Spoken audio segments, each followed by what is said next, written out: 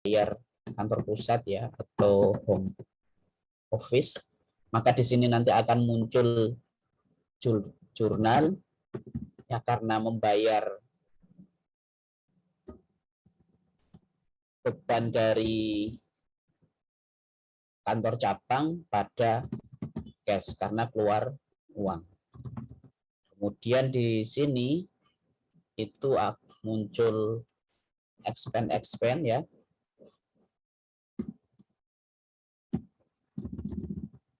Pada home office. Seperti ini. Nah, di dalam materi ya, teman-teman, di slide ya, ini slide yang saya pakai adalah slide dari dosen koordinator. Dan kalau teman-teman melihat bahan ajar juga, nanti di ilustrasi yang keempat ini juga nggak ditemukan informasi yang lain. Ya. Nggak ditemukan informasi yang lainnya, cuma seperti ini. Jadi ketika cabang membebankan biaya operasional kantor pusat, ya nanti cabang ini akan mencatat biaya tersebut, ya mendebit expense dan kreditnya itu home office, ya, sama dengan ini sebenarnya. Kemudian kantor pusat itu mendebit branch dan mengkredit akun sesuai yang terpakai oleh cabang, bisa prepaid ya, bisa payable, bisa expense, bisa cash, bisa akumulasi depreciation. Nah, jika informasinya cuma seperti ini ya, ini sebenarnya kan tidak berbeda dengan yang ada di sini ya teman-teman ya. Tidak berbeda dengan yang ini maksudnya, yang tidak berbeda dengan yang sini. Nah, terus kemudian kenapa ini dibuatkan jurnal yang berbeda-beda? Ini sebenarnya hanya memberikan gambaran, bisa ya, tergantung kalimatnya nanti. Tergantung kalimatnya. Misalnya ini kemarin saya sekilas kemarin ini.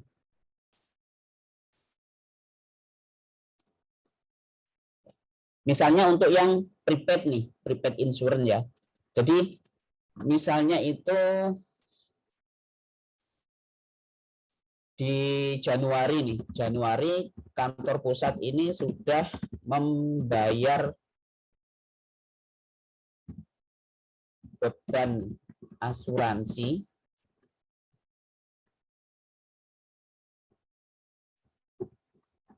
ya enak. Nah, ini biasanya bisa membayar beban asuransi kantor cabang sendiri, bisa kadang itu rombongan. Rombongan itu kantor pusat iya, kantor cabang-cabang juga iya. Jadi misalnya kantor pusat itu bayar 500 nih. Nah, salah satu cabangnya itu misalnya 100 atau sampaikan saja ini ya sudahlah, kita sebenarnya kasus ini lebih sering itu ketika kantor pusat itu bayarnya rombongan gitu. Tapi kita asumsikan bahwa ini kita bayar sendiri-sendiri saja. Jadi Januari, misalnya Januari itu kantor pusat itu membayar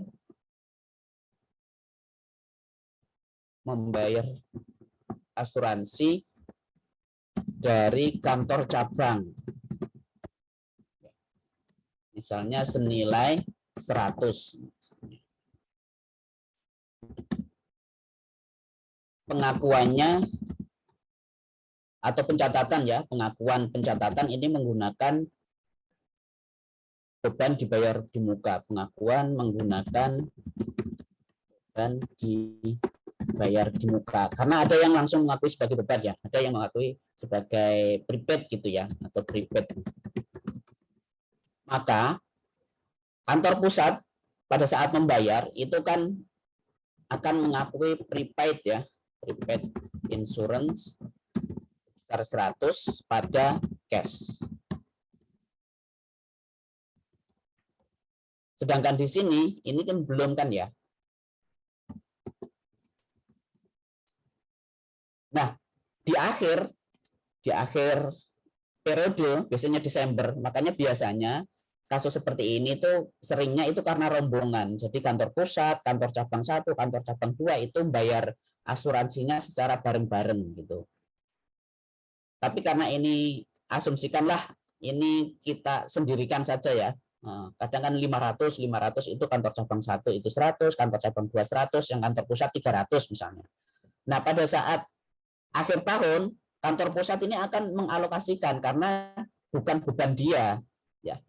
Jadi akhir akhir periode kantor pusat akan mengalokasikan beban ke kantor cabang ya, karena memang itu beban kantor cabang. Maka jurnalnya ya itu brand 1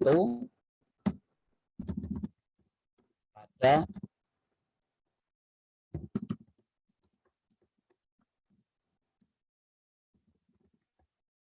kemudian di sisi kantor cabang itu akan menjurnal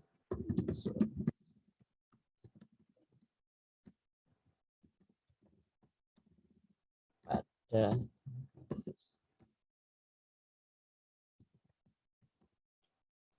Nah, inilah teman-teman sebenarnya yang ingin disampaikan. Jadi brands pada prepaid insurance ya, brands pada prepaid insurance, insurance expense pada home office. Jadi seharusnya itu asbab nuzulnya atau kalimatnya itu harusnya bisa dibuat seperti ini.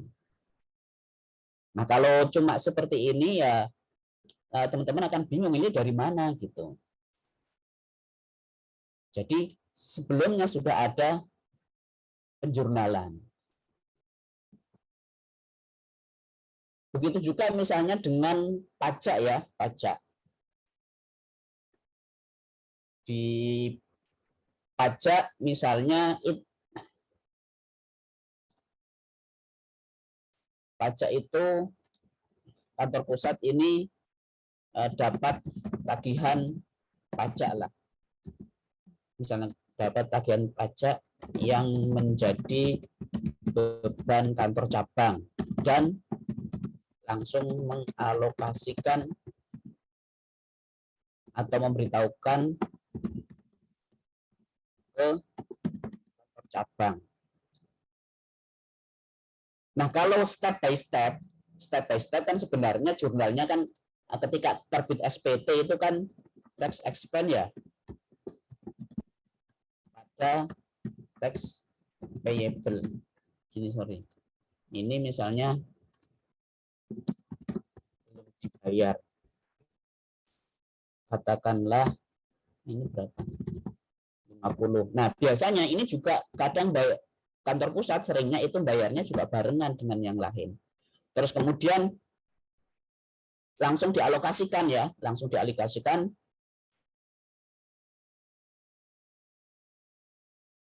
ke ini, apa namanya? Ke kantor cabang. Sorry.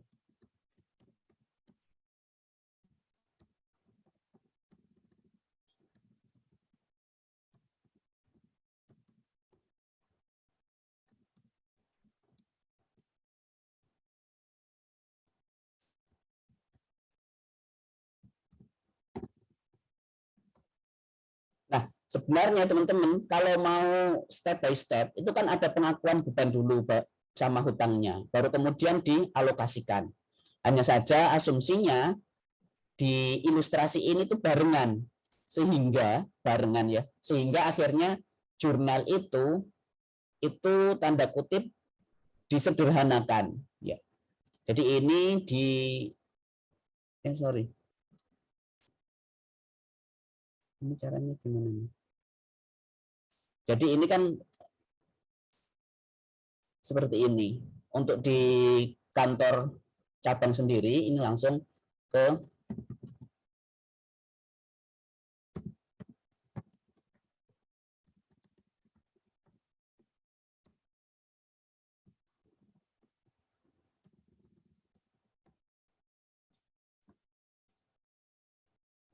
Jadi ini yang untuk ilustrasi yang kedua. Ini kenapa HO? Karena kantor pusat berjanji nanti akan dibayar. Jadi ini kenapa HO? Karena kantor pusat berjanji nanti ini akan dibayar. Jadi kalau misalnya nanti kantor pusat bayar pajaknya kantor cabang, ya berarti tinggal tax payable pada cash gitu. Itu untuk yang kasus yang kedua. Kemudian untuk yang ketiga itu langsung saja ya. Jadi tinggal di di jurnal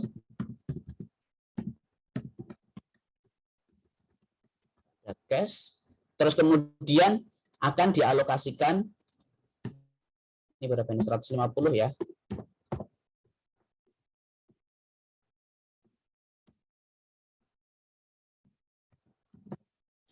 Kemudian ini dialokasikan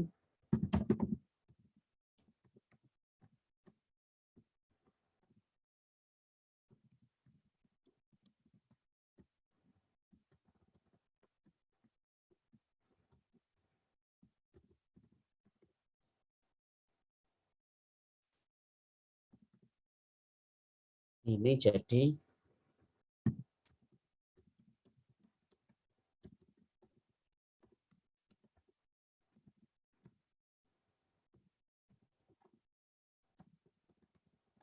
nah ini teman-teman. Jadi ingin nunjukin seperti ini. Sorry.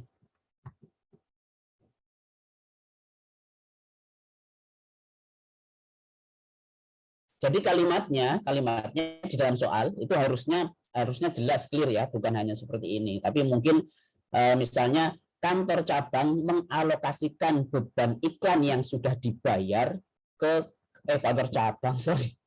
Kantor pusat mengalokasikan beban iklan yang telah dibayar sebelumnya kepada kantor cabang, sehingga pertama tadi kan yang sudah dibayar, nah ini kemudian dialokasikan.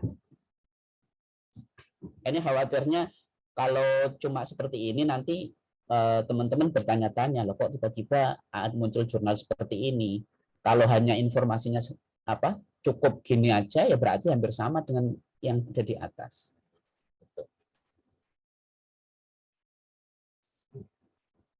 Ada pertanyaan, teman-teman? Sampai sini?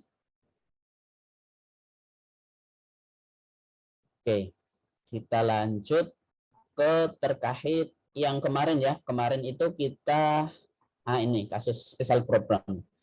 Jadi di samping hubungan antara kantor pusat dan kantor cabang, jadi ada hubungan antar kantor cabang juga. Ya, misalnya transfer kas antar cabang, transfer barang dagang antar cabang, dan pengiriman barang dagang ke cabang dengan harga di atas kosnya atau dengan harga ecerannya. Nah, nanti kita yang pelajari di atas kosnya. Untuk transfer kas antar cabang, ini prinsipnya itu seolah-olah cabang yang mentransfer ke cabang yang lain itu melalui kantor pusat. Jadi ketika misalnya cabang satu itu mengirimkan 1.000 ke cabang 2,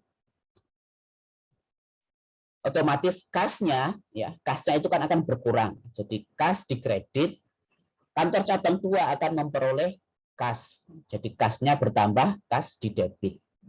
Tetapi untuk debitnya di kantor cabang 1 itu bukan investment in branch 2 misalnya. Kalau kantor pusat kan akunnya pakai investment in brand ya, in brand 2. Dia enggak. Dia seolah-olah mengembalikan dulu uang itu ke kantor pusat ya. Seakan-akan mengembalikan terlebih dahulu ke kantor pusat. Jadi baru kemudian kantor pusat ngasih ke kantor cabang. Ini seolah-olah. Sehingga akun yang dipakai ini dia akan mengurangi modal atau mengurangi equity dari kantor pusat yang dimilikinya di kantor cabang 1. Jadi ekuitas kantor pusat yang ada di kantor cabang 1 itu akan berkurang. Kemudian di kantor cabang 2, ekuitas yang dimiliki kantor pusat di kantor cabang 2 ini akan bertambah. Jadi ini nggak boleh brand atau investment in brand 2. Ini juga nggak boleh home office dari cabang 1 misalnya. Ini nggak boleh. Jadi seolah-olah dia melalui kantor pusat. Kemudian kantor pusat ini akan melakukan penyesuaian atau pengendalian jurnal yang semula investasinya di cabang 1 itu katakanlah 2.000, sekarang berkurang 1.000, maka dia harus sesuaikan atau harus dikeluarkan. Jadi brand 1 1.000, kemudian dia memunculkan investasi yang ada di cabang 2. Jadi seolah-olah itu melalui kantor pusat. Itu yang terkait dengan cash. Teman-teman nanti kalau ada pertanyaan silahkan ya, bisa langsung present atau langsung bicara. Kemudian untuk transfer barang dagangan, ini kemarin sudah kita singgung 11. Jadi jika satu cabang mentransfer barang ke cabang lainnya, transaksi ini juga bisa diselesaikan melalui akun home office seperti halnya ini. Biaya pengangkutan itu dibebankan ke cabang penerima. Sekali lagi, ke cabang penerima. Namun ini teman-teman maksimal sebesar biaya pengiriman biasa dari kantor pusat. Biaya pengangkutan yang lebih besar itu ditanggung oleh kantor pusat. Jadi misalnya salah ngirim kah, atau mungkin kantor pusat kebetulan nggak punya barang, salah satu cabang itu stoknya banyak, diminta untuk ngirim dulu ke cabang yang lain. Nah, atas kelebihan itu nanti yang nanggung biaya pengangkutan itu kantor pusat. Karena kan nanti kalau misalnya cabang 2 itu kalau dikirimi barang dari kantor pusat itu harganya katakanlah 1.000, tetapi karena barang itu awalnya dikirim ke kantor 1 kirim 2, biasanya kan bertahap begitu ya. Jadi ada 2 biaya pengangkutan yang seringnya itu lebih besar dari biaya pengangkutan secara langsung. Misalnya kantor pusat ini mengirimkan barang ke cabang 1 senilai 4.500. Biaya pengangkutannya ini 600. Kemudian cabang 1 ini mengirimkan barang dagangan ke cabang 2. Cabang 1 membayar biaya pengangkutan 450. Jika transfer ke cabang 2 dilakukan langsung dari kantor pusat ya, biaya pengangkutan ini sebenarnya 650. Misalnya ini kantor pusat, kemudian ini ada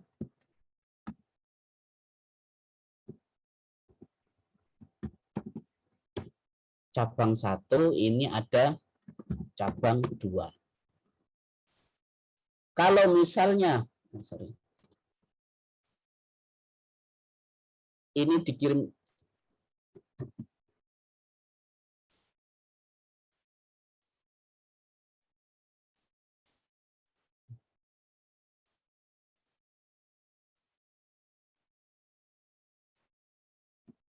enggak mau.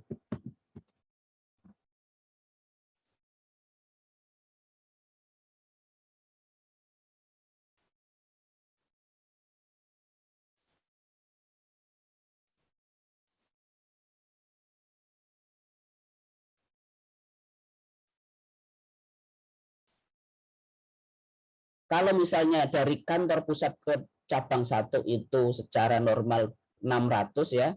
Kemudian dari kantor pusat ke cabang 2 ini 650 ya. 650 ini 600, 650. Ini kan 600. Ini 650.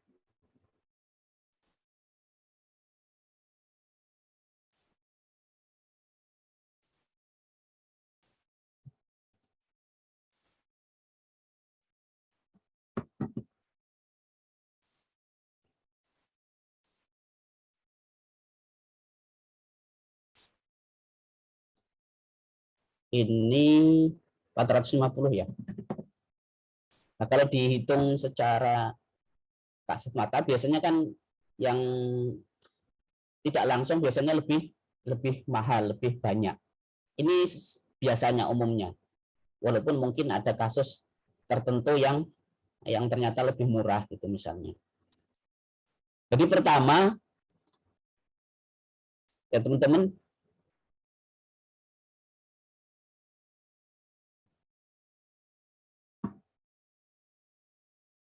kantor pusat itu ngirim 450 ya. Jadi kantor pusat pertama ngirim barang itu 450 ya. Dengan biaya 600. Ini sementara ditanggung kantor pusat sehingga investasinya, investasi kantor pusat yang ada di cabang 1 itu 510. Di sisi kantor cabang 1 dia menerima barang dagang, jadi dibukukan ship from home office 4.500, kemudian mengakui biaya pengangkutan 600 sehingga equity kantor pusat yang ada di cabang 1 itu meningkat 600 plus 4.500, jadi 5.100. Jadi ini pertama pengiriman ya. Kemudian ini diterima. Kemudian ternyata kantor pusat itu pengen kantor cabang mengirimkan barang tadi itu ke kantor cabang 2. Misalnya salah kirim nih, karena kan semuanya nih, kecuali sebagian gitu ya. Maka kantor cabang ini akan mengeluarkan barang dagangnya tadi. Di sini penuh ya. Nah, asumsinya penuh dikeluarkan semua yang awalnya ship from home office ini di debit akan dikeluarkan. Kemudian biaya pengangkutannya itu juga dikeluarkan semua karena semuanya kan, kecuali nanti yang dikirimkan sebagiannya.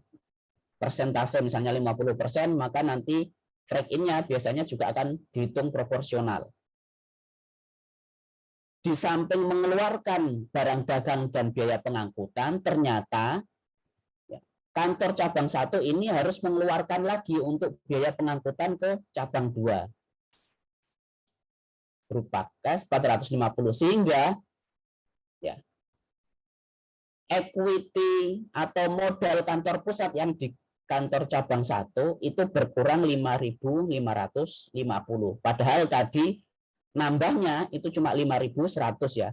Kemudian sekarang ketika ada salah kirim, ekuitas kantor pusat di kantor cabang 1 itu berkurang 5.550. Nah, ini kan 3. Terus kemudian di kantor cabang 2 itu akan menerima kiriman barang dagangnya. Berapa? Ya sejumlah yang dikirim oleh kantor cabang 1, yaitu 450. Kemudian mengakui biaya pengangkutan. Nah, biaya pengangkutan yang diakui adalah ini.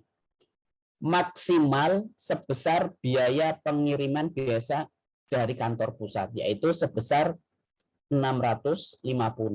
Karena kalau melihat ini kan berarti sebenarnya dari kantor pusat supaya ke kantor cabang 2, ini BO2 ya, itu kan 600 ditambah 450. Kantor cabang nggak mau dong, karena kan bukan keinginan kantor cabang 1 yang muter-muter melalui cabang 1. Cabang 2 yang melalui kantor cabang 1 baru ke cabang 2. Makanya dia hanya mengakui sebesar normalnya saja, yaitu 650. Sehingga ekuitas kantor pusat yang ada di cabang 2 itu 5.150. Kemudian di sisi kantor pusat nanti ini akan menyesuaikan. Pertama, ya dia akan menyesuaikan barang dagang ya, barang dagang yang ke cabang 1 itu akan dihilangkan. Ini yang awalnya dikirim ke cabang 1, maka ini akan dieliminasi lah atau dihilangkan.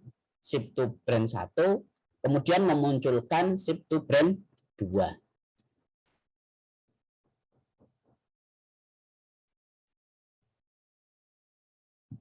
Setelah itu,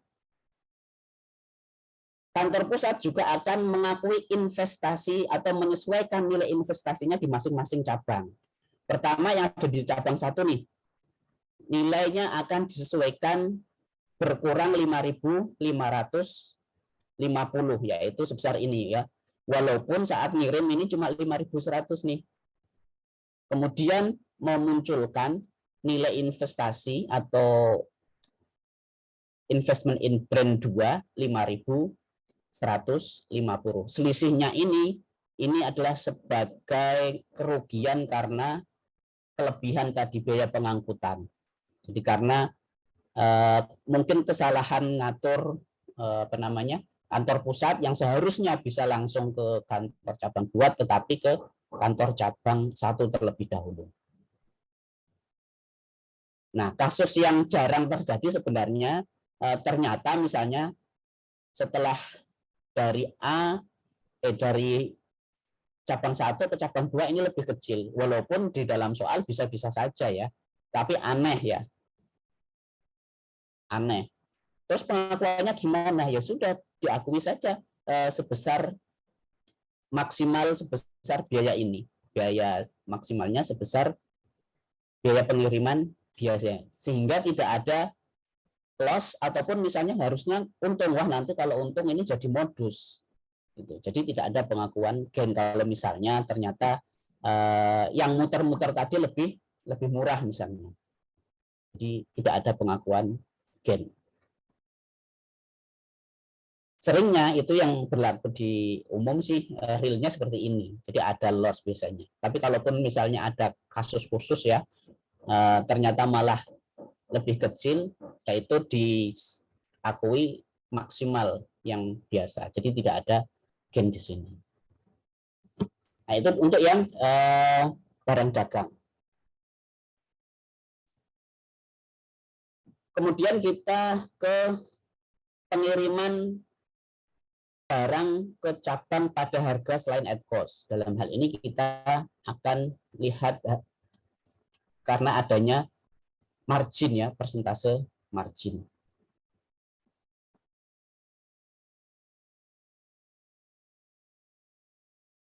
Tujuan dari pengenaan harga ini untuk menyembunyikan, tanda kutip ya, menyembunyikan. Jadi yang tahu itu berapa sih harga kosnya barang tersebut itu kantor pusat.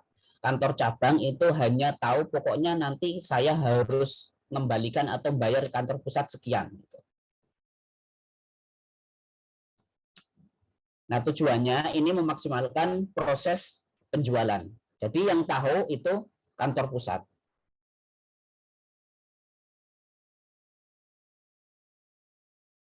Kantor pusat ini akan mencatat pengiriman barang dagangan sebesar harga pokok. Jadi shipment-nya misalnya shipment to brand 1 itu ya nanti kantor pusat akan mencatat harga pokoknya, at cost-nya. Sedangkan kantor cabang ini akan mencatat harga yang tertera di dalam faktur. Misalnya plus margin 20%, ya sudah nanti yang dicatat di kantor cabang ini adalah cost-nya plus 20% tadi. Sedangkan di kantor pusat itu mencatat shipment to brand 1-nya misalnya, itu ya sesuai cost-nya tadi.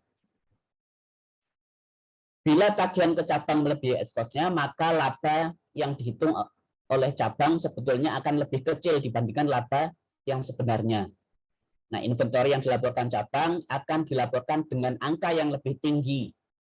Nah, ini nanti harus diakui oleh kantor pusat. Contohnya misalnya ini pengiriman barang ya. Harga perolehan atau cost-nya itu 10.000 dikirimkan kantor pusat ke cabang dengan tagihan 20% di atas harga perolehan. Sehingga kantor pusat ini akan menjurnal shipment to brand 1 sebesar apa? Sebesar cost-nya. Sebesar cost-nya. Kantor pusat akan menjurnal sebesar cost-nya. Kemudian ada unrealized profit di sini ya. Karena belum rilis ya, karena inventorinya atau barang dagangannya kan belum laku. Nanti kalau sudah laku itu akan disesuaikan. Sedangkan di kantor cabang itu akan mencatat shipment from home office ini at cost plus persentase marginnya. Sorry. Jadi di sini ya, kantor cabang itu akan mencatat sebesar harga yang tertera di dalam faktur yang menyertai barang, yaitu harga pokok plus margin. Jadi 10.000 ditambah 20%-nya, jadi 12.000. Sehingga ekuitas kantor pusat di kantor cabang 1 itu 12.000. Nah, ini investasi kantor pusat di cabang itu 12.000. 10.000 ini harga pokoknya, kemudian 2.000 ini yang unrealized profit-nya. Nah, ini yang mungkin kalau di soal kayaknya seringnya ini menggunakan. Nah, misalnya contohnya ini teman-teman, jadi akhir periode ini cabang melaporkan inventory 8.400, COGS-nya 3.600. Nah, dari sudut pandang kantor pusat, inventory tersebut ini harusnya itu 7.000. Ini dengan asumsi ini ya, teman-teman, marginnya 20% ya. Ini marginnya 20%. Sedangkan COGS-nya itu 3.000.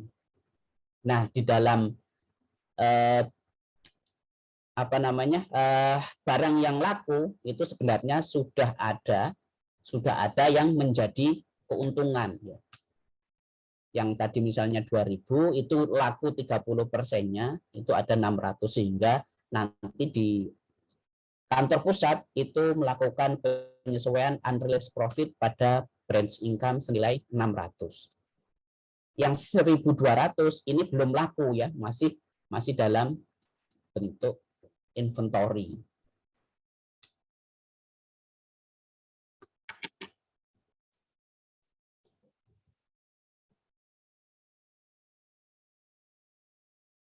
Sampai sini teman-teman ada pertanyaan? Nanti kita bisa latihan. Kalau enggak, saya coba ilustrasikan di slide yang satu lagi, tapi mungkin sekilas ya teman-teman.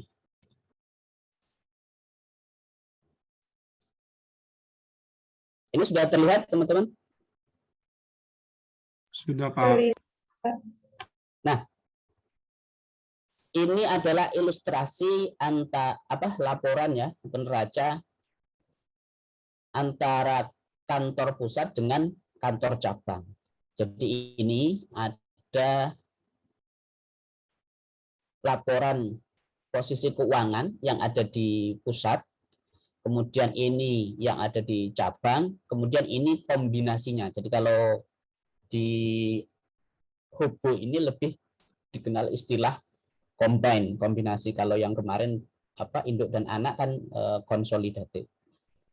Jadi konsolidasi. Walaupun nanti kalau teman-teman melihat di akuntansi pemerintah ya namanya sama, laporan konsolidasi juga gitu. Tapi ini istilah yang dipakai ya di akuntansi sini itu combine. Jadi digabung gitu.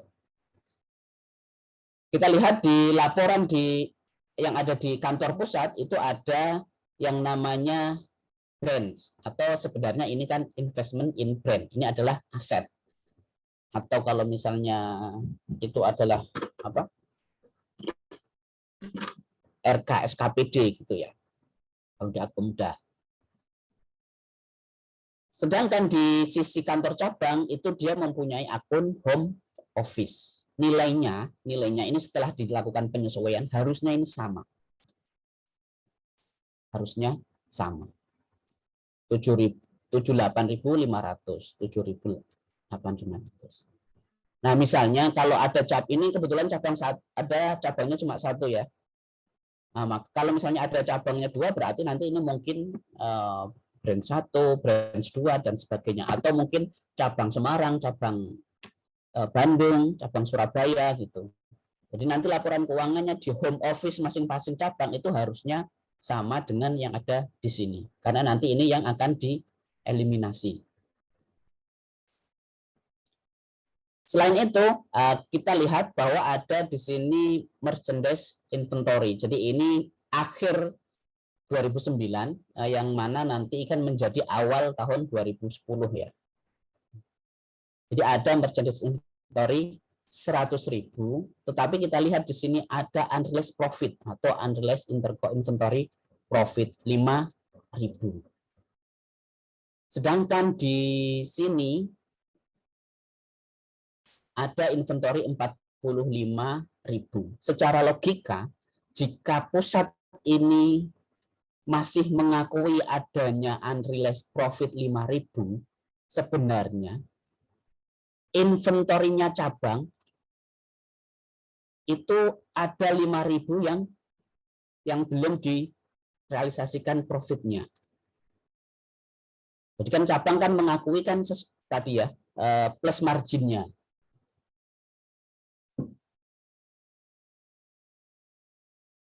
Sehingga nanti kalau digabungkan itu nanti akan disesuaikan terlebih dahulu. Nah, 45.000 ini yang ada di cabang sebenarnya 5.000-nya itu adalah unrealized profit. 5.000-nya yang ada di sini itu adalah unrealized profit. Sehingga kalau dikombinasikan antara pusat dan cabang, kita lihat akun branch sebagai aset di kantor pusat dan akun home office ini sebagai equity di kantor cabang itu akan hilang, dieliminasi. Nanti jurnalnya di belakang biasanya. Sebenarnya jurnal dulu gitu. Kemudian merchandise inventory ini 140 karena 45.000-nya itu atau inventorinya yang ada di kantor cabang 5.000-nya itu sebenarnya unrealized profit-nya kantor pusat.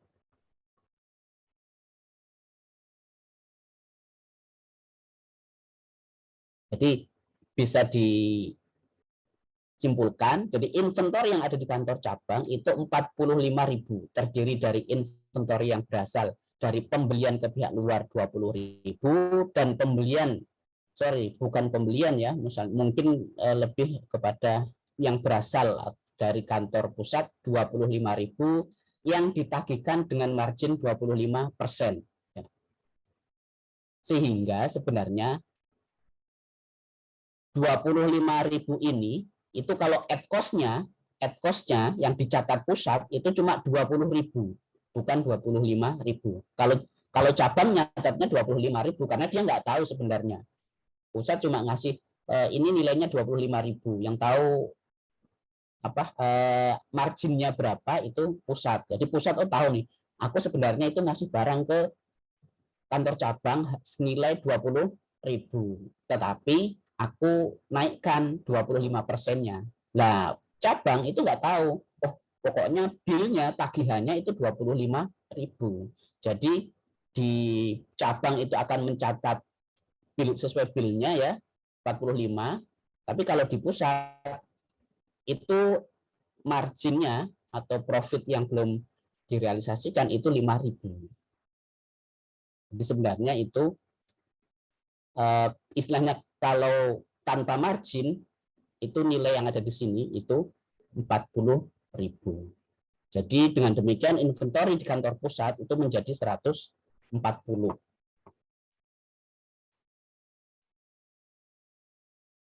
Kemudian transaksi yang terjadi dan jurnal yang dibuat selama tahun 2010, misalnya ini pembelian secara kredit, ya, pembelian secara kredit baik kantor pusat maupun kantor cabang ini katakanlah sendiri-sendiri. Dan teman-teman untuk di kantor pusat dan kantor cabang ini kita menggunakan pencatatan secara periodik ya teman-teman ya. Izin Pak, mohon maaf, bisa di zoomin lagi Pak, Oh sorry. kurang gede Pak. Makasih Pak. Oh sorry. Oh iya kadang lupa kan. Nah ini ya. Jadi filenya ada di LMS ya teman-teman ya. Di pertemuan 9. Jadi untuk kantor pusat dan kantor cabang itu kita menggunakan periodik. Kalau pakai perpetual jurnalnya gimana teman-teman? Kalau misalnya pembelian secara kredit Inventory, Pak. Langsung ke inventory ya. Ya, inventory ke account payable kalau misalnya. Jadi ini pembelian biasa, kemudian pengiriman barang ke kantor cabang, biayanya at cost-nya 48, marginnya 25%. Nah, kantor pusat itu akan mencatat shipment to brand sesuai biaya at cost-nya ya.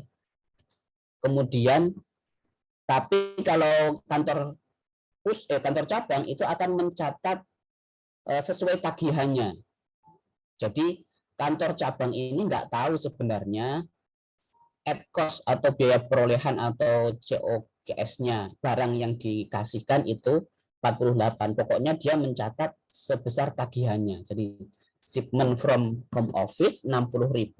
60.000 dari mana? Dari 48.000 kali 1,2 ya.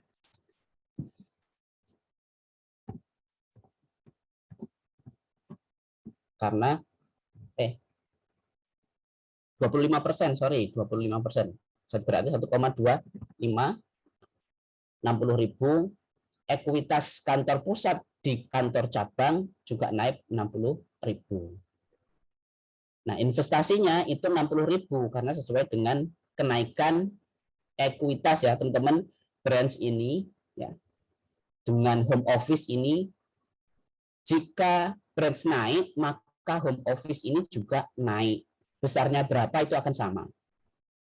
Sedangkan unrealized profit-nya itu 12.000. Jadi branch ini dengan home office itu senantiasa sama. Kalau yang shipment from home office dengan shipment to branch ini dilihat. Kalau misalnya kantor pusat itu bilangnya sesuai at cost ya berarti biasanya sama. Tapi kalau ternyata dia menerapkan margin tertentu, maka itu nanti dilihat shipment to brand-nya at cost-nya, kemudian persentase marginnya itu sebagai unrealized profit. Kemudian untuk penjualan secara kredit, ini juga transaksi biasa. Kemudian penerimaan pembayaran piutang, kemudian ada pembayaran utang, kemudian ini pembayaran biaya. Jadi ini masing-masing dibayar dan diterima oleh kantor pusat maupun kantor cabang sendiri-sendiri. Kemudian untuk pengumuman dan pembayaran dividen ini oleh kantor pusat ya. Karena kantor cabang nggak bagi dividen. Kan semuanya nanti dikasihkan ke kantor pusat. Kantor cabang itu tidak membagi dividen. Karena ekuitas yang ada di kantor cabang kan 100% miliknya kantor pusat. Kemudian ini ada setoran dari kantor cabang ke pusat. Nah, ini karena ada dari cabang ke pusat, maka ini ada transaksi resiprokal. Cash pada branch, itu untuk di kantor pusat, kemudian kantor cabang, home office, pada cash. Kemudian ketika depresiasi aset, ya, kita lihat di sini, di sini, kalau di laporan posisi keuangan di kantor cabang itu ada equipment, artinya kebijakan yang diambil itu kantor cabang boleh mencatat equipment ya teman-teman ya. Begitu juga di kantor pusat. Maka kebijakan depresiasinya itu akan dicatat sendiri-sendiri. Nah, di akhir itu perlu disesuaikan akun inventory-nya.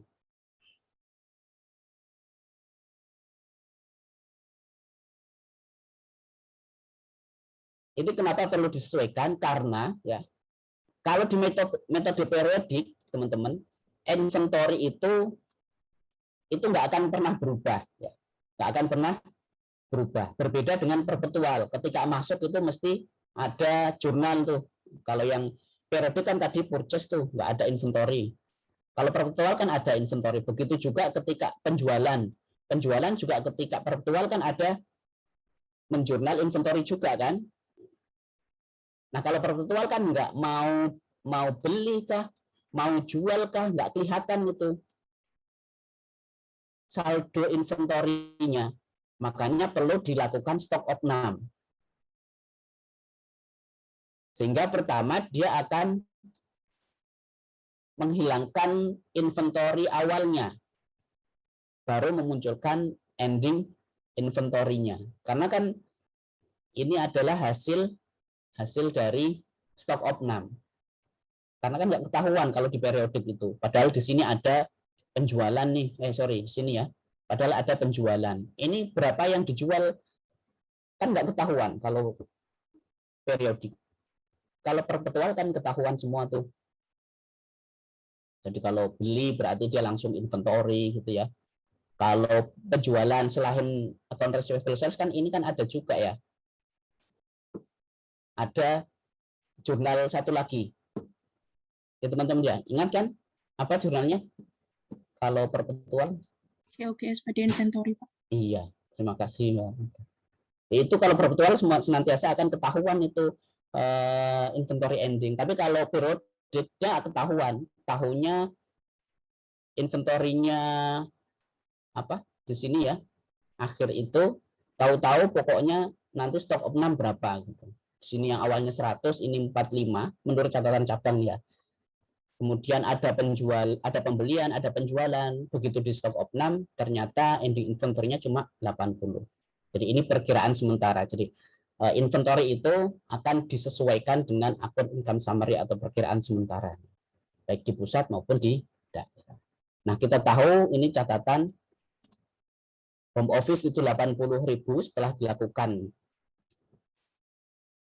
stok opnam, kemudian di cabang itu setelah dilakukan stok opnam hasilnya yang berasal dari kantor pusat itu ternyata masih 10.000 ya. Padahal tadi ada berapa tadi? Yang pertama kan 20.000 nih. 20.000 yang tanpa margin tuh. Terus kemudian ada ini nih ya. Pengiriman dari pusat 80.000.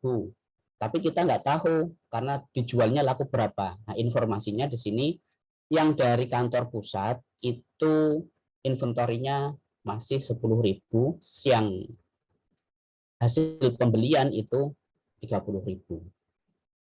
Maka disusunlah laporan keuangan cabang ini. Penjualan berapa? Penjualan tadi kita lihat di sini ada 125.000.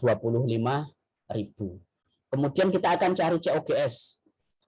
Pertama beginning inventory berapa? 45. Ini di bukunya cabang ya teman-teman ya, bukan yang yang sudah digabungkan. Nanti kalau sudah digabungkan kan akan disesuaikan nilai inventorinya karena ada unrealized profit di situ. Kemudian ada pembelian. Pembelian kita lihat di sini ada pembelian 25.000. Kemudian ada pengiriman dari kantor pusat di sini. Ya. Shipment from home office ini kan sebenarnya tanda kutip kan juga inventory. Kemudian ketahuan ya teman-teman ya. Jadi barang yang tersedia untuk dijual itu 130. Nah, shipment from home office ini sekali lagi kalau di kantor cabang ini menambah barang yang tersedia untuk dijual. Kalau di kantor pusat itu mengurangi barang yang tersedia untuk dijual. Kemudian berdasarkan hasil stok opnam itu diperoleh inventorinya itu masih 30.000 sehingga inventory yang terjual itu 100.000. Nah, sales dikurangi COGS itu kan gross profit ya. Kemudian dikurangi expense, maka ketemulah laba bersihnya. Nah, ini nanti net income kalau di perusahaan perseorangan ini kan pada dasarnya adalah akan menambah modal ya. Modal yang punya. Nah, kalau di pusat dan cabang ini nanti juga akan menambah equity dari kantor pusatnya. Makanya nanti ada jurnal yang dilakukan oleh kantor pusat terkait dengan pengakuan net income oleh kantor cabang. Jadi kantor cabang ini mengakui ternyata untung 5.000. 5.000 ini kan punyanya cabang yang dimiliki secara 100% oleh kantor pusat. Makanya kantor pusat itu akan mengakui kenaikan investasinya di kantor cabang. Kemudian ini jurnal penutup ya teman-teman, untuk menutup akun-akun laba rugi. Ini sama ya teman-teman yang, nah ini bisa dibuat kalau biasanya kan sales pada income summary ya, baru income summary pada expense, pada purchase, pada shipment from home office. Cuman ini dibuat lebih sederhana gitu, jadi dijadikan satu. Biasanya kan sendiri-sendiri ya, sales pada income summary, nanti income summary pada purchase, pada shipment from home office, pada expense. Intinya selisih dari ini teman-teman, itu adalah nanti nilai income summary yang jadi laba bersih.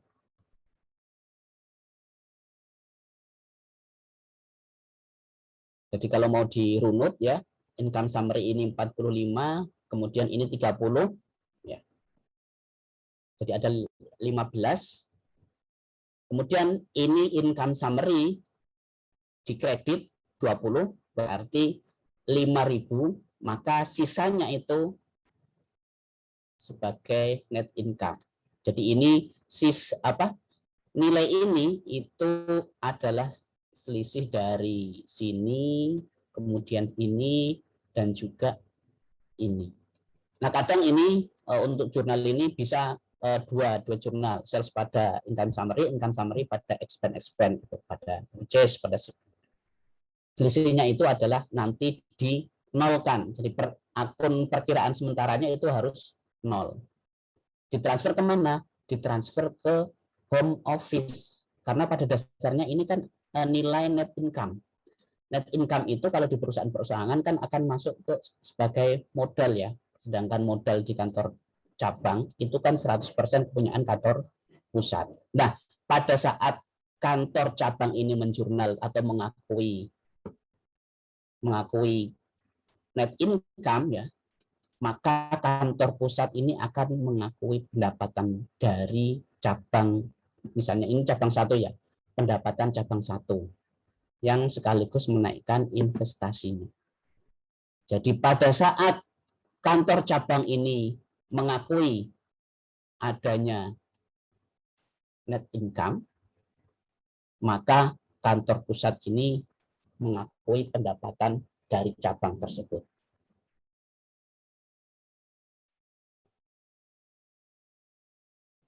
Kemudian untuk mengakui unrealized profit yang sudah terrealisasi ya,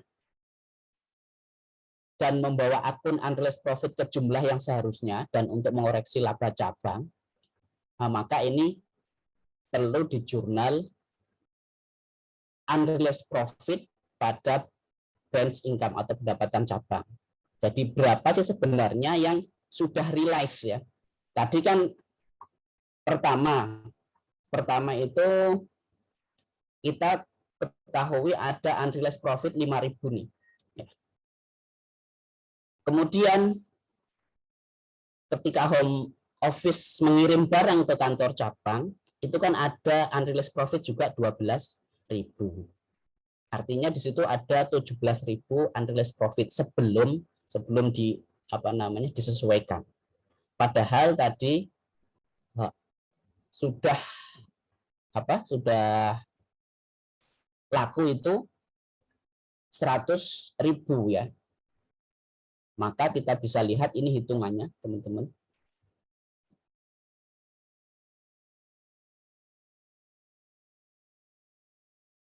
Saldo sebelum penyusuan itu 17.000. Nah, saldo yang dibutuhkan itu dari mananya, teman-teman bisa lihat di sini nih. Jadi ini saldo pertama kali tahun akhir 2009 yang menjadi awal 2010 ini di cabang ya, itu kan ada 45. 20 itu berasal dari luar, 25-nya itu dari pusat. Di dalam 25 ini sebenarnya ada unrealized profit 5.000. Jadi ini 5.000. Kosnya kalau bagi catatan kantor pusat, kosnya itu 20.000. Jadi ketika home office itu mencatat 20.000, di brand itu mencatat 25.000. 5.000-nya itu unrealized profit. Kemudian selama tahun 2010 itu ada pembelian nih. Pembelian 25.000. Dari mana? Pembelian dari luar. Kemudian ada pengiriman dari pusat. Berapa yang dicatat di kantor cabang? Kantor cabang itu 60.000. Padahal at cost-nya itu bukan 60.000 tetapi 40.000 karena pusat itu sudah menetapkan margin 25%, maka unrealized profit itu 12.000. Jadi ini hitungannya. Kemudian ketemu ini inventory yang siap untuk dijual. Kalau dipecah, jadi yang dari luar itu 40.000, yang dari kiriman pusat 85.000. Unrealized profit-nya totalnya 17.000. Kemudian informasinya ketika dilakukan stock opnam ya, ending inventory, kita tahu di sini ternyata setelah dilakukan stock opnam diperoleh yang dari luar itu 10.000, yang dari kantor pusat itu 20.000. Jadi 10.000 itu dari luar, 20.000 itu dari kantor pusat. Sehingga diperoleh dari 85.000 itu berarti yang laku ya. Ini yang dari pusat saja. Yang laku itu 65.000. 65.000 itu kalau dikoskan, ya, kosnya itu 52. Jadi nanti teman-teman bisa tinggal bagi saja kan ya. 65 bagi 1,25 karena 25%. Begitu juga dengan unrealized profit-nya. Kita lihat 17.000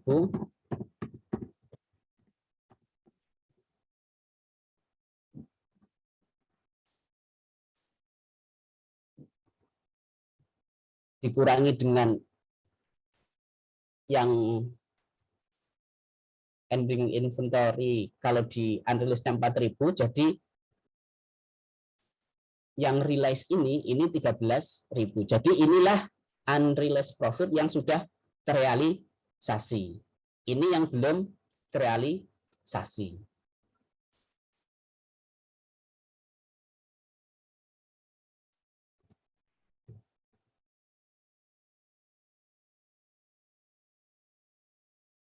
Kemudian disusunlah laporan laba rugi. Sales ini pusat ya, statement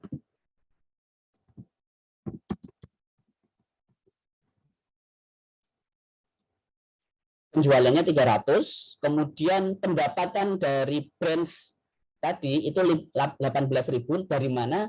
Dari 5.000 berdasarkan laporan di income statement cabang ya. 13.000-nya itu atas unrealized profit yang sudah rilis. Jadi dari sini. Kalau jurnalnya itu jurnalnya mana? Nah ini jurnalnya ada di belakang. Kemudian beginning inventory di pusat 100.000. Kemudian ada pembelian ya, pembelian di tanggal berapa? Kelihatan nih 220.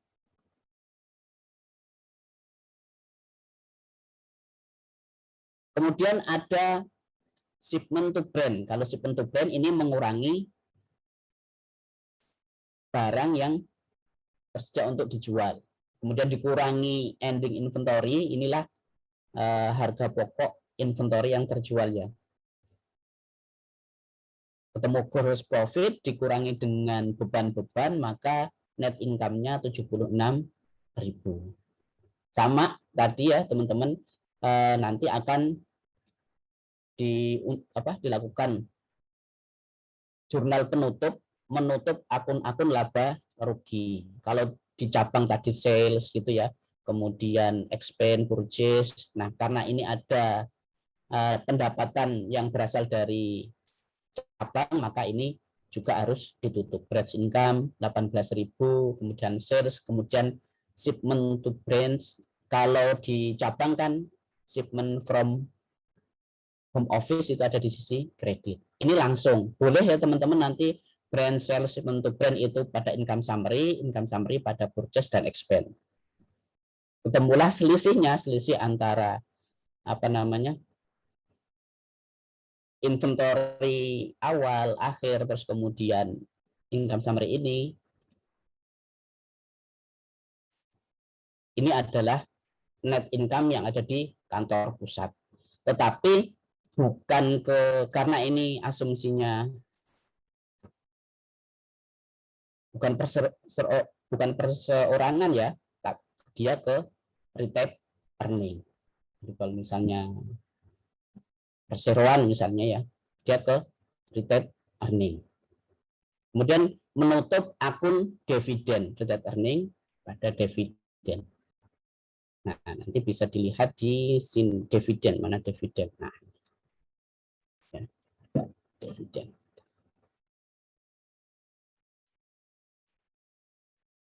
Nah, untuk penyusunan laporan keuangan gabungan atau combine laporan keuangannya itu sama dengan yang teman-teman sudah pelajari. Jadi di sini posisinya ada kantor pusat, kemudian di sini ada kantor cabang. Kalau ini untungnya satu, kalau ada dua berarti nanti kantor cabang satu, kantor cabang dua, dan sebagainya. Baru ada jurnal penyesuaian dan eliminasi. Misalnya yang satu ini terkait dengan pengakuan ini ya, pendapatan yang ada dari cabang. 18.000 ini tadi 5.000 dari laporan keuangan cabang plus 13.000 dari unrealized profit-nya. Jadi 18 ini berasal dari 13 unrealized profit dan 5.000 dari laporan keuangan cabang misalnya.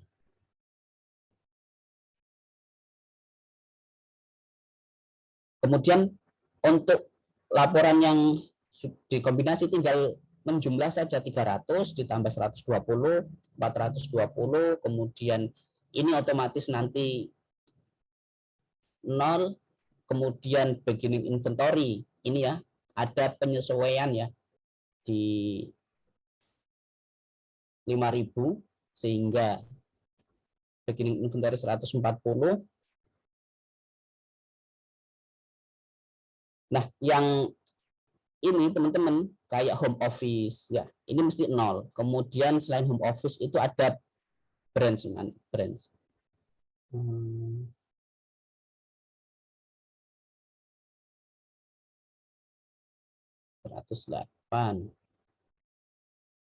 Nah, ini sorry. Ini itu akan dieliminasi. Ya.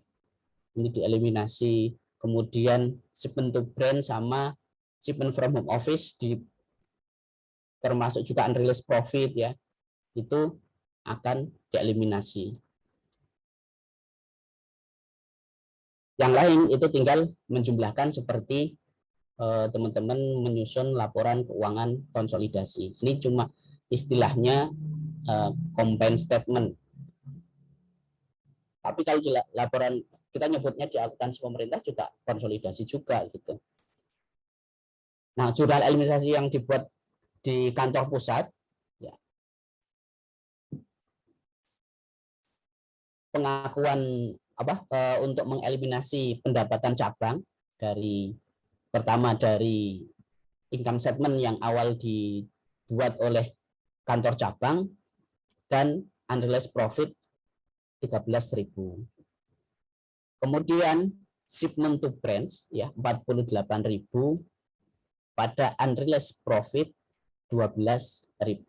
Jadi shipment from office 18.000. Ini untuk menghilangkan reciprocal account dan menghilangkan unrealized inventory profit. Jadi dihilangkan dulu. Kemudian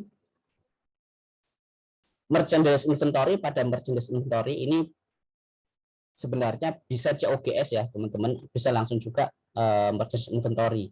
Ini yang untuk mengeliminasi unrealized profit di dalam ending inventory. Jadi inventory di kantor cabang itu kan ada 30.000, 20.000-nya itu sebenarnya kepunyaan dari pusat, yang belum realize itu kan ya, yang profitnya.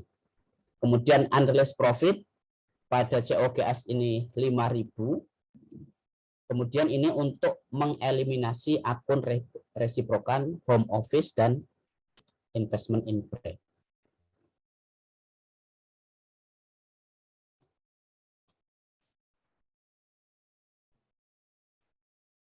Dari sini ada pertanyaan teman-teman?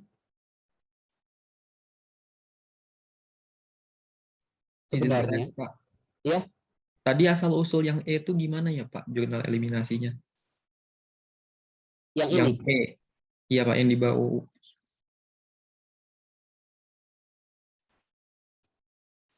yang 108 ini ya, Mas ya. Mohon maaf Pak, coba ke bawah dulu Pak, yang di jurnal eliminasi. Oh, yang D Pak, salah, yang D. Itu 5.000 dari mana ya Pak? 5.000 ini kan sebenarnya ini untuk mengeliminasi unrealized profit yang di awal pertama kali, Mas. Jadi di saldo inventory pertama kali di kantor cabang itu kan ada 45.000. Dari 45.000 itu 20.000 berasal dari luar, 25-nya berasal dari kantor pusat tuh. Iya kan, kantor pusat. Terus kemudian dari 25.000 itu sebenarnya ada unrealized profit sebesar 25%-nya. Jadi kalau kantor pusat ketika mengirimkan jurnalnya itu kan,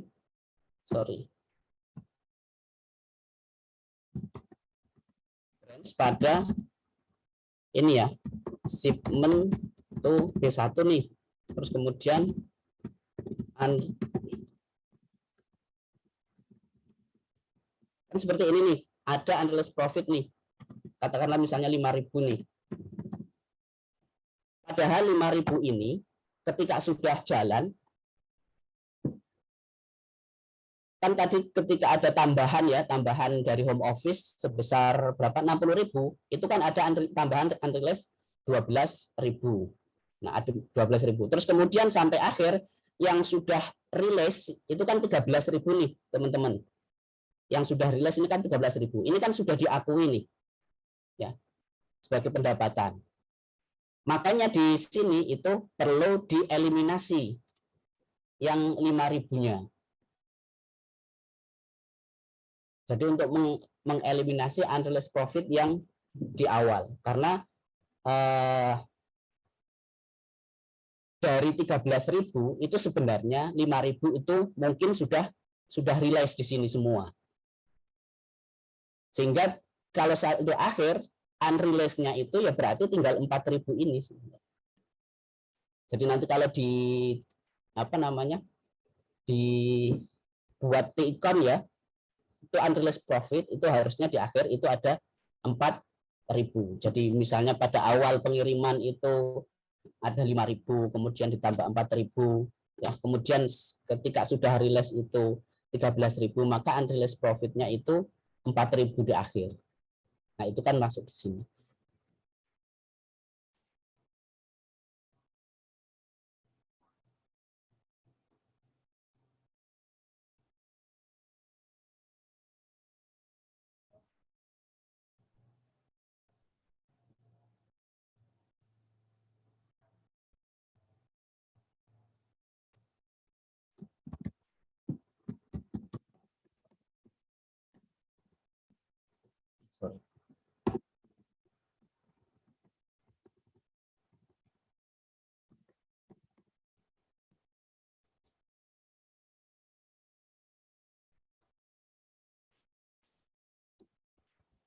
Jadi unrealized profit yang 5.000 sebenarnya itu kan kalau di awal tahun ya, di tahun 2010 itu kan 5.000, terus kemudian ada unrealized profit 12.000.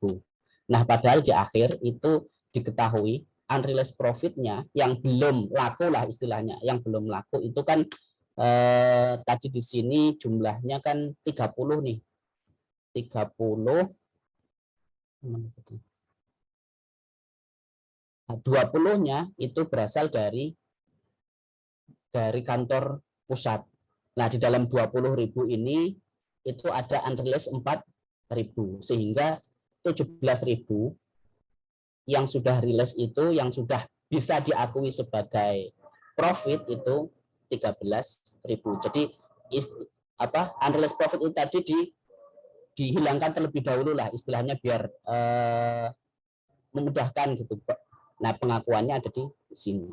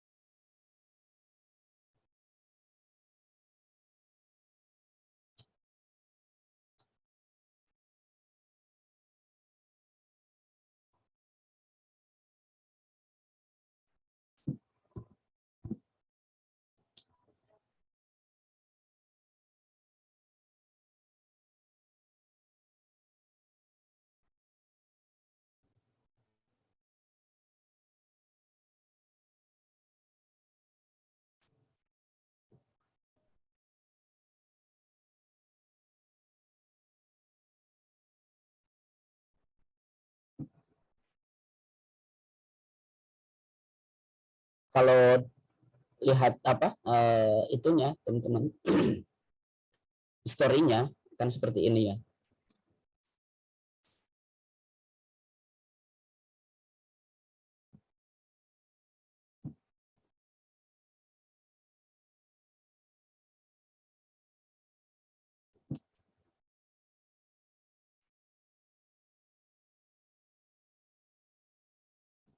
Ada lagi teman-teman?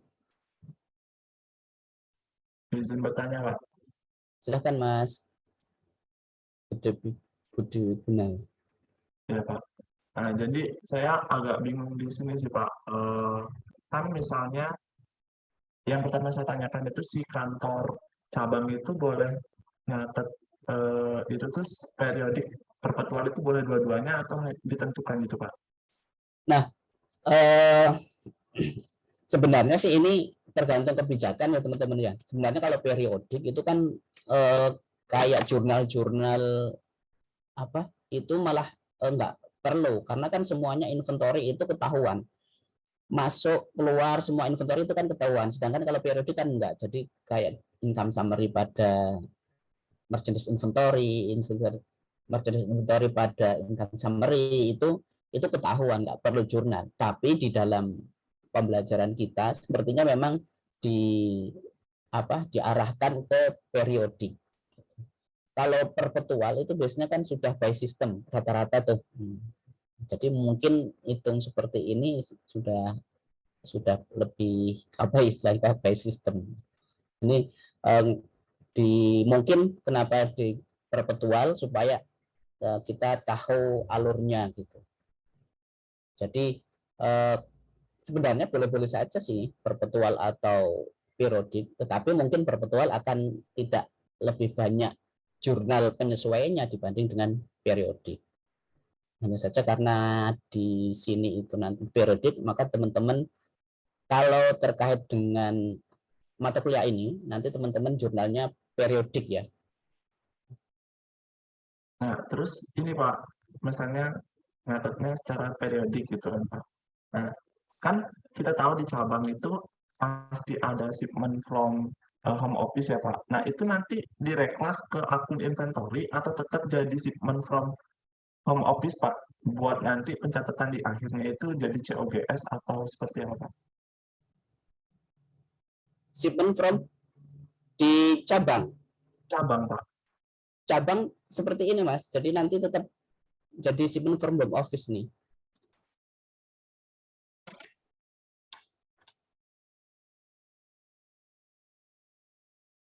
Terus nanti itu misalnya dia laku, inventory-nya masuknya ke COGS, Pak. Jadi nih, teman-teman, ini kan shipment from home office nih. Jadi nanti dia akan dieliminasi juga dengan shipment to brand-nya, sama yang unrealized profit pada tahun itu.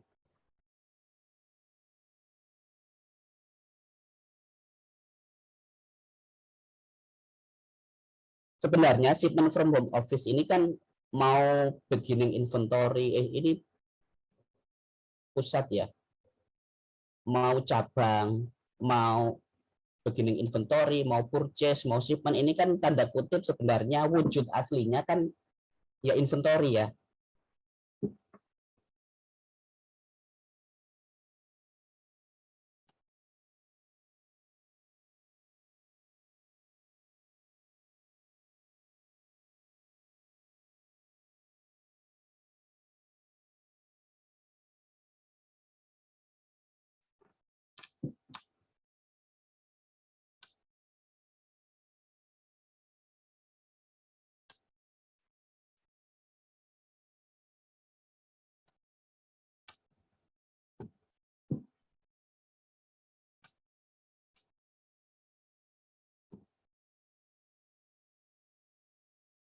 Sebentar kita coba latihan biar ini untuk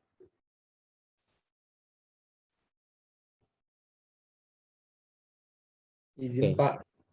Ya. Ini file Word-nya ada di LMS ya, Pak? Iya ya Mas. Oke, Pak. Makasih, Pak.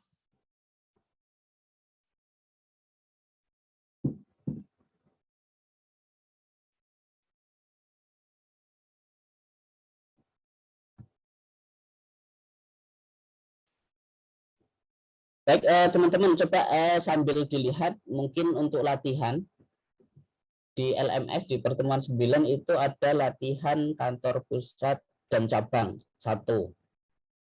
Nah, nanti tolong ini sambil break nanti 20-20 teman-teman kembali lagi, nanti kita akan coba lihat latihannya ya. Ini break terlebih dahulu, nanti kita akan balik pukul 20.20.